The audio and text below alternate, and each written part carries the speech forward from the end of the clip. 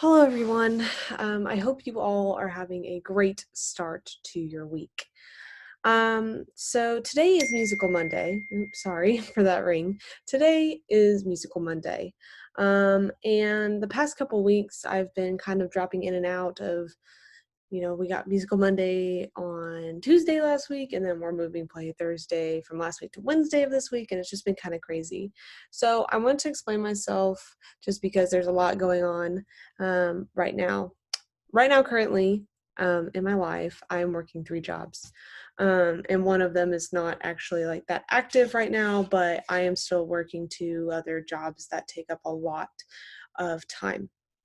I am not only just the Baldwin City Academy of Dance and Voice theater teacher, but I am also a golf instructor at Iron Horse Golf Club, and I am also the graduate assistant at Baker University, and I also am a social media marketer for my grandpa's restaurant.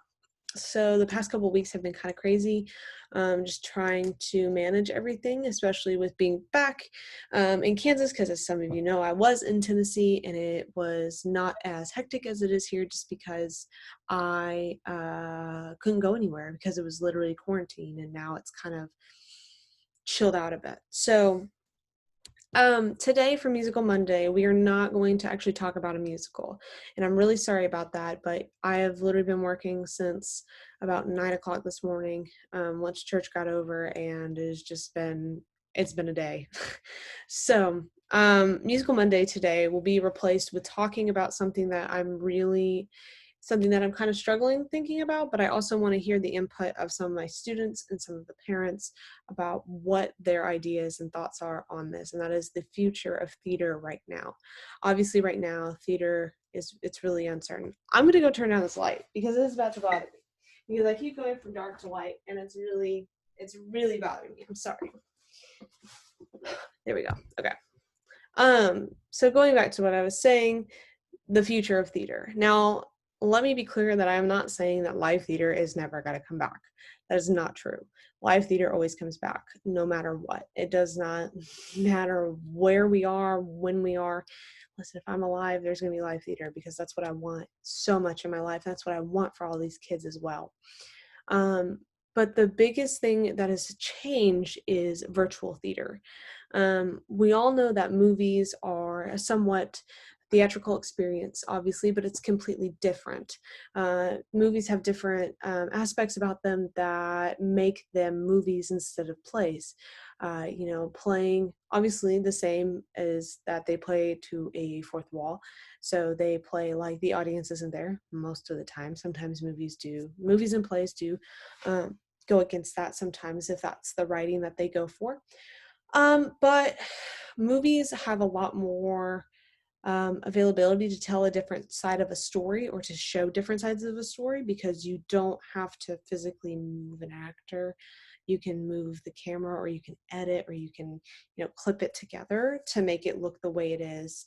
In live theater is not like that. Live theater is, I go here, I memorize my lines, and if I mess up, I mess up, and all these people see it, and there's no edit, redo, like any of that. It is literally just that's it. That's your shot. That's what you got. And um, I think that's something that's so great about live theater is that it is so natural.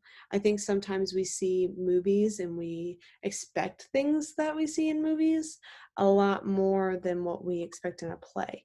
And I think a play can speak to us a lot more. Now I love movies. I'm also a filmmaker, so I can't say anything, but like I'm not saying that plays are better than movies or anything like that. I am saying that they're both very unique experiences. Um, and so looking at, the National Theater at home, we've been watching every week. There's a new production that they've put on with audiences that actually got to see it in person. And I sit there and imagine sometimes if I was one of those audience members, because at one point I was, and it's kind of been getting a little sad to not be able to enjoy theater together, which is why theater is such a communal experience. it's the same as, it's not the same, but it's the same aspect as walking out of a movie and looking at the person that you sat next to and, oh my gosh, like, can you believe that happened? But I feel like you're really involved in it, and you are a character in the story, and that's something that films just can't do. The reason I want to talk about the future of theater right now is because there are a lot of companies going to start doing Zoom theater. So, like, where there would be separate people popping up on screen doing productions that are meant to be on stage. And obviously, plays that are not written for that. Plays were written to be performed in front of a live audience and for people to see. And it's even illegal in some cases to video plays. And so thinking of solutions or ways to do Zoom plays. That's what I'm going to call them. I'm going to call them Zoom plays because that's what we use. Um, but, thinking of a way to do Zoom plays, thinking of a way to make it still an interactive experience, but, not a movie, but also not a play that you actually went and saw with your friends or your family. And that's something that's so hard because plays and musicals and live theater is just so communal based. And I think sometimes we kind of like forget that until we're stuck at home and we can't go see them. Um, so that's one thing. Another thing is I've heard some people wanting to make actors stay 6 feet apart during the entire production. I don't know how to do that. I have been challenged to kind of work a way to do that for a production. But it's just different things like that that will become more popular. I do think that at home virtual theater, like subscriptions and things, after we kind of go back to whatever normal will be. I think that will become a popular trend, and I would like to encourage you not to see that as a negative. I wouldn't just see those. I would go see plays like outside and like in our community when the time comes to be out there and to be safe.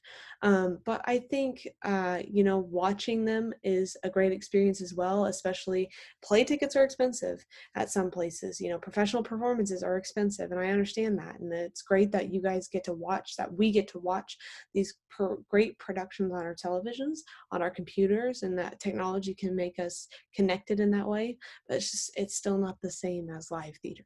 So I would like to encourage you all to please, please, please, if you have a theater, if you have some sort of art center, I don't know if the Baldwin Academy of Dance and Voice is doing it, but to please donate. This is not me trying to ask for money. That is not my intention. It is for me to donate to, it's for you to donate to the arts, because a lot of kids, that is their outlet and that is where they get their joy.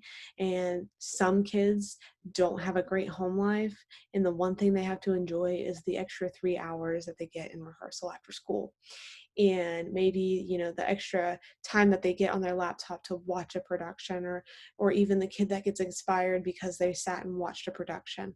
And that's what I want. I want to inspire kids. I want to make them educated. I want to have ideas just flowing all the time, because that's literally what my brain does all the time. um, and so that's what I want for you guys. The creativity challenge is still open. I would love for you all to do that still.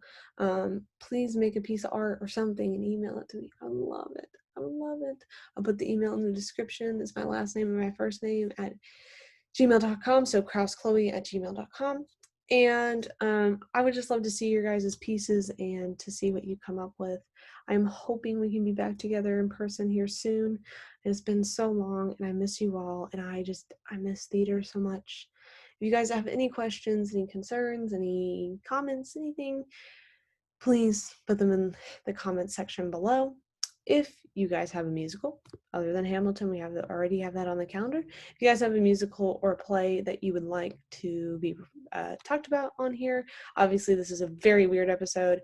It is like almost midnight and I have to be up at 6 o'clock in the morning to go to work tomorrow. So if you guys have a musical or a play that you'd like to look over, we're going to look over some really fun plays this week.